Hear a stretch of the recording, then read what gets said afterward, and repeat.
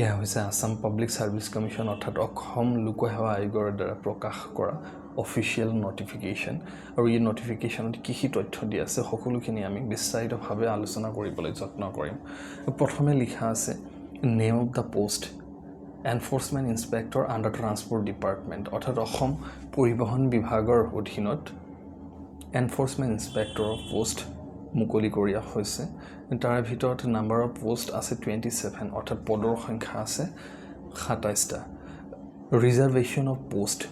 অৰ্থাৎ বিভিন্ন জাতি উপজাতিৰ কাৰণে ৰিজাৰ্ভেশনৰ ব্যৱস্থা আছে তাৰ ভিতৰত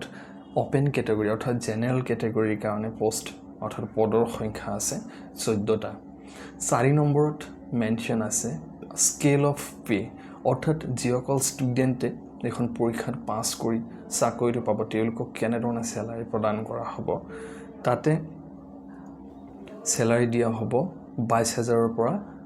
97000 অৰ্থাৎ 22000 ৰ পৰা 97000 লৈ আৰু ইয়াৰ লগতে গ্ৰেড পে দিয়া হ'ব 9400 5 নম্বৰত উল্লেখ কৰা আছে এলিজিবিলিটি ক্ৰাইটেৰিয়া তাৰে ভিতৰত প্ৰথম আছে the candidate must be permanent resident of Assam অৰ্থাৎ প্ৰতিজন ক্যান্ডিডেটে অসমৰ এজন বাসিন্দা হ'ব লাগিব দ্বিতীয়তে উল্লেখ আছে the candidate must produce PRC issued in Assam for educational purpose অৰ্থাৎ প্ৰতিজন ক্যান্ডিডেটে PRC দিব লাগিব আৰু যদি হে PRC নাথাকে তেতিয়া হল এমপ্লয়মেন্ট এক্সচেঞ্জ সাৰ্টিফিকেট খনো তেওঁলোকে প্ৰদান কৰিব পাৰে তাৰে ভিতৰত 6 নম্বৰত উল্লেখ কৰা আছে educational qualification অৰ্থাৎ candidate জনৰ educational qualification কি থাকিবলৈ candidate a degree in arts science or commerce of a university recognized by the government of Assam অৰ্থাৎ যিসকল candidate ইয়াৰ বাবে আবেদন কৰিব পাৰে তেওঁলোকে যিকোনো ষ্ট্ৰীমৰ পৰা সায়েন্স আৰ্টস অৰ কমাৰ্চ যিকোনো ষ্ট্ৰীমৰ পৰা তেওঁলোকে গ্ৰেজুৱেচন পাস কৰিব লাগিব নহলে HSSLC with 3 years of diploma in automobile or mechanical engineering অৰ্থাৎ যিসকল ষ্টুডেণ্টে হায়াৰ সেকেন্ডাৰী পাস কৰাৰ পিছত অটোমোবাইল ইঞ্জিনিয়াৰিং অথবা মেকানিক্যাল ইঞ্জিনিয়াৰিঙত ডিপ্লোমা কৰিছে তেওঁলোকেও এইটো পদৰ বাবে আবেদন কৰিব পাৰিব 7 নম্বৰত উল্লেখ কৰা আছে এজ অৰ্থাৎ প্ৰতিজন ক্যান্ডিডেটৰ বয়সৰ সীমা কিমান হ'ব লাগিব the candidate should be less than 21 years and not more than 38 years as on 01/01/2024 অৰ্থাৎ ক্যান্ডিডেট জন কমসে কম 21 বছৰ বয়সৰ হ'ব লাগিব আৰু ওপৰত 38 years অৰ্থাৎ জানুৱাৰী 1 January 2024 লৈ মানে বয়স হ'ব লাগিব ক্যান্ডিডেটৰ বয়স হ'ব লাগিব 38 ইয়াৰ্ছৰ ভিতৰত the upper age limit is relaxable অৰ্থাৎ বিভিন্ন জাতি উপজাতিৰ কাৰণে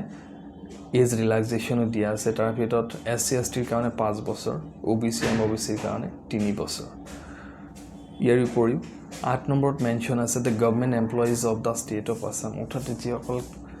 যিসকল ক্যান্ডিডেট অৰ্থাৎ অলৰেডি তেওঁলোকে গভৰ্নমেন্ট পোষ্টত আছে বা টেম্পৰেলি অসম গভৰ্নমেন্টৰ আন্ডাৰত কাম কৰি আছে তেওঁলোকে এখন NOC অৰ্থাৎ নন অবজেকশন সাৰ্টিফিকেট দিহে এপ্লাই কৰিব পাৰিব ইয়াৰ উপৰি 9 নম্বৰত মেনশন কৰা আছে দা স্মল ফ্যামিলি নৰ্মছ অৰ্থাৎ অসম চৰকাৰৰ দ্বাৰা প্ৰকাশ কৰা যিখন স্মল ফ্যামিলি নৰ্মছ সাৰ্টিফিকেট আছে হেতু ফিল আপ কৰিহে আবেদন কৰিব লাগিব তাৰ পিছত উল্লেখ কৰা আছে ইম্পৰ্টেন্ট ডেট অৰ্থাৎ কেতিয়াৰ পৰা কেতিয়ালৈ আবেদন কৰিব পৰা ষ্টাৰ্টিং ডেট হৈছে 13/08/2024 অৰ্থাৎ 13 আগষ্ট 2024 আৰু ইয়াৰ ক্লোজিং ডেট অনলাইন এপ্লিকেশনৰ ক্লোজিং ডেট হ'ব 13 September